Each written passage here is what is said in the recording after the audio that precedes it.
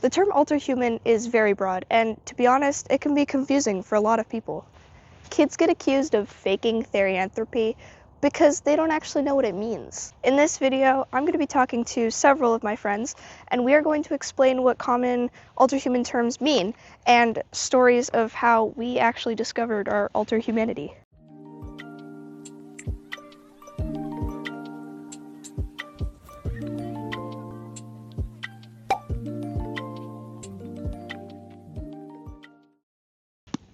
If you don't know me, I'm LittleFox, but you can just call me KC. Just a quick intro about me before we get into this video.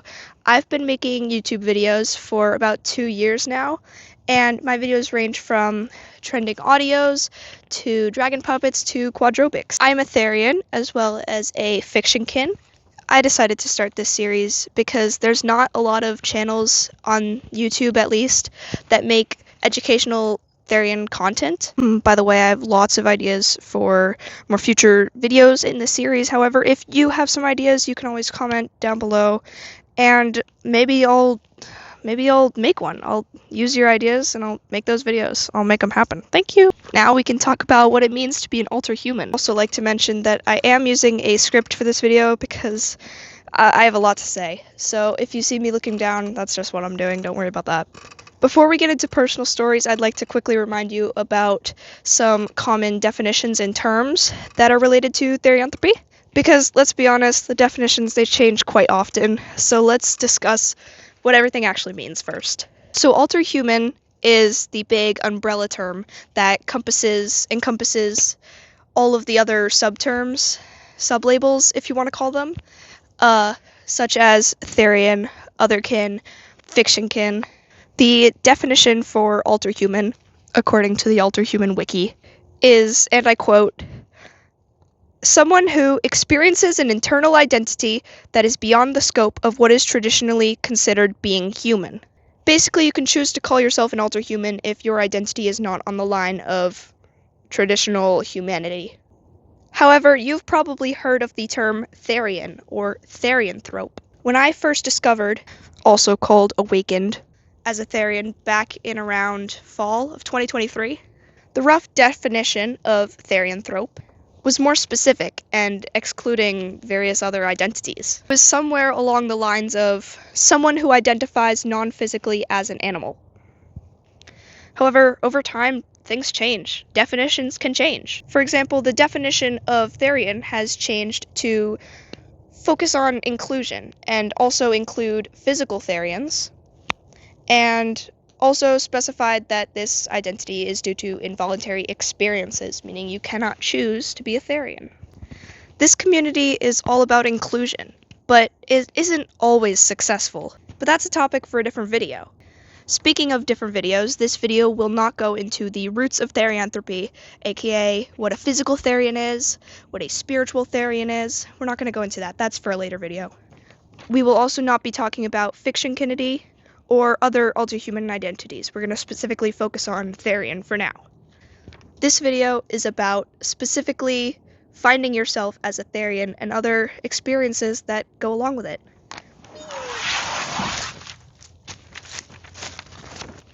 I don't remember very much from fall of 2023, but I'm going to try my best.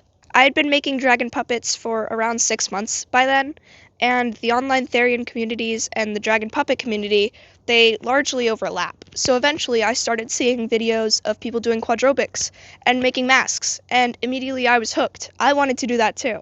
And so a month or so later, I found myself creating my first mask and trying to do quadrobics myself. I don't remember how I actually found out what the term therian means, but I must have found it in a video or something. And I was really curious to see if I fit that label. I was Googling, what animal are you quizzes, and what's your spirit animal? And this was my way of doing research. And I know what you're all saying. I know you're all saying, fake, quads doesn't equal therian. And I know, I'm getting to that.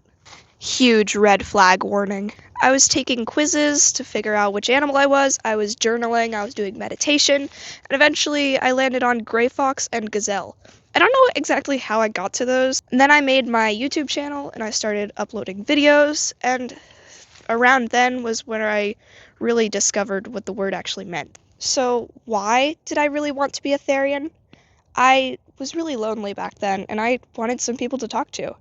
And so I decided that I needed a community, and the therian community was going to welcome me with open arms. This is a big reason why I think some therians will call others fake therians. The fakers are more likely than not just trying to find a community to be a part of. Unless one is actively spreading misinformation about the identity, just let them have their fun. They'll grow out of it eventually. Eventually, around October maybe, I discovered what a therian actually was, and I realized that what had happened before, what I identified with back then, was not actually what therianthropy stood for. It's not about masks, or even doing quads. It's an internal identity where someone views themselves as an animal. Now that I realized what a therian actually meant, I still wanted to see if I was one after all. You know, I felt pretty ashamed for basically lying about myself and really spreading misinformation like all of those fakers do on the internet. I was embarrassed that I hadn't looked into any definitions for long enough to actually know what anything meant before labeling myself. I just called myself a therian and moved on.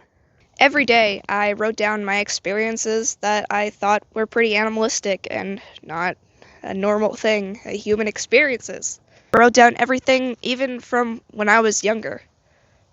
Because therianthropy is a lifelong experience, it's a lifelong identity. You cannot truly stop being a therian. Some examples were the strange urge to climb a tree, or feeling a limb that was not physically there, but also just feeling like something is just off about your human body. And that was when I finally identified as a San Joaquin kit fox and a red squirrel, which I still do today. Therianthropy is experienced differently for everyone, and I don't think that you should judge people just because they don't experience it the same way that you do. What I'm saying is there's no wrong way to be a therian. And now I'm going to show the interviews that I held with some of my Alterhuman friends to discover what they think being a therian is really like. And for personal internet safety, some people will be wearing masks, some people will have a voice filter, and some people will just be using text. So please mind that, and let's move into the interviews.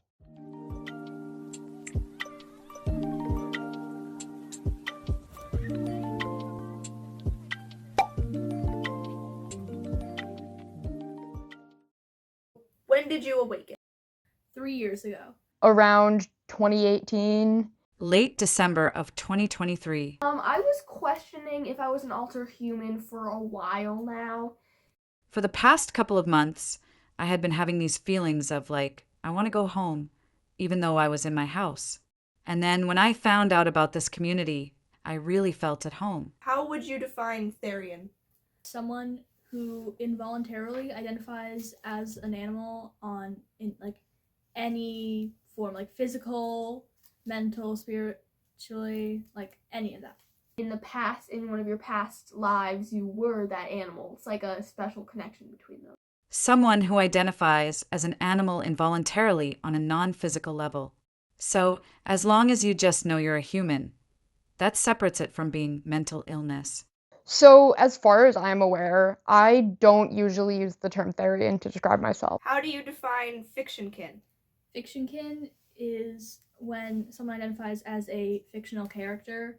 If you identify with the fictional species, you can be considered fictionkin as well. Or you feel like you could have been this character, or you could be this character.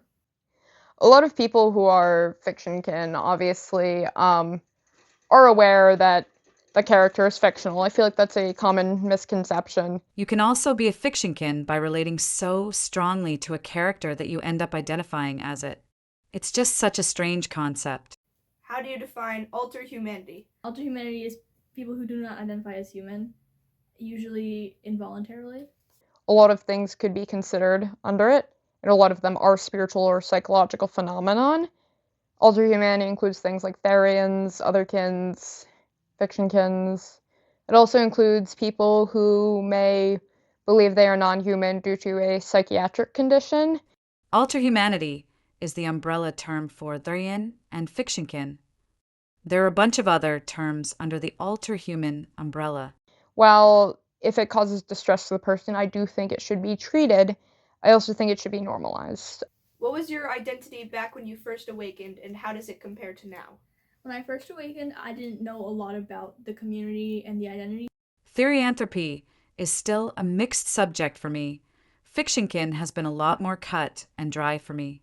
Yeah, I don't remember exactly. I think the first one I really identified with was like a house cat. As a kid, I got really into warrior cats, and I always connected with that and believed like I was a cat. And compared to now, I think I've actually figured myself out, and I'm a polytherian, and I have a lot of more unique stereotypes that I actually do know I am. I feel like I've come to more strongly identify with other facets, such as like cryptids or other fantasy creatures such as dragons, but I still very strongly identify with cats and some dogs. How were you first introduced to the community? Watching a video on it. Then I got crazy hyperfixated on it. Autism's fun. I wanted to be absolutely and fully informed. I was first introduced to the community by my ex-friend who was a therian. Identified as a therian at the time, but does not identify as a therian anymore. I actually found a lot of stuff on CapCut. I saw a lot of people on CapCut with masks on. I was like, oh, interesting, that's cool. On forums for games I played and also forums for coding. I was first introduced to the furry fandom, I think, in 2016 on Scratch. What is something that you experienced that led to your awakening? I think just being around a lot of therians. I experienced a lot of animalistic tendencies as a kid. I think for me it was probably a lot of like games and movies and TV shows, and also just speaking to people who had that experience and hearing that that was the word they used to describe that experience that I related to. What should someone do before calling themselves a therian? Research. Extra like research. I think research is extremely important. Asking a lot of therians how they experienced it. There's a lot of identities, and it's really important to do research so you can accurately depict what you identify as. Don't believe the stuff made by the kids on the internet who believe it's a fun manifestation or play pretend thing. For them, it's a phase. It's not supposed to be a phase. It's supposed to be a little part of you. I think that the definition of therian has changed a lot, even in the time that I have been aware of it. No matter how much research you do, the definition is going to continue to change. I think you need to think about what the word means to you. You need to research what it means in general, the history of the term. This goes for any term, for any facet of identity. Is there a such thing as a fake therian? I don't think there's such a thing as a fake therian. No one is faking this for clout.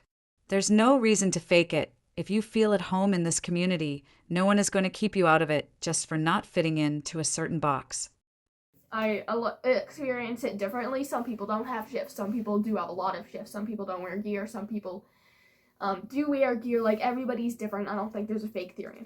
I've seen people accuse people of being fake therians, but it's just they don't have the right label for themselves. There's a very good chance that they were fed false information and came to bad conclusions. It is very rare that someone is going to maliciously take on an identity and purposely fake it. Most people, if they are purposely faking something, it is not for malicious reasons or personal gain, it is because they are unstable in their own identity or they are struggling. And I think we need to come at it as a community with more understanding of those people are likely struggling than just assuming they're faking to do harm to other people. I think we need to have more empathy and understanding before instantly assuming that someone is making something up or faking because it does not mirror our experience perfectly. Finally, what do you wish you knew about Alterhumanity when you first discovered it? I wish I knew that it is okay not to be able to do quads. I myself am not physically able to do quads. Quads do not equal therianthropy. That quadrobics is a sport, therianthropy is an identity. And gear also doesn't equal therianthropy. Gear is an accessory. Like, anyone can wear a tail. anyone can wear a mask. It doesn't mean that you're an Alterhuman or you're a therian or anything. And I wish people made that more clear when I first started identifying as a therian.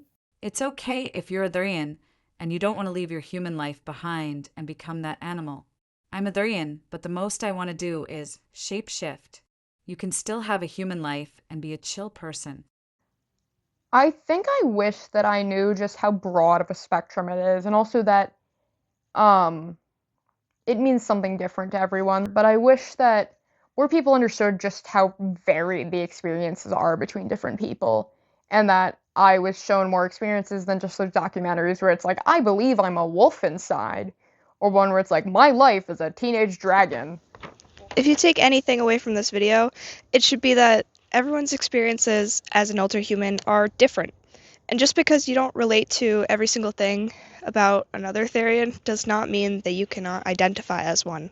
Therianthropy and Alterhumanity is mostly, with an exception to physical Alterhumans, an internal identity that only you can understand.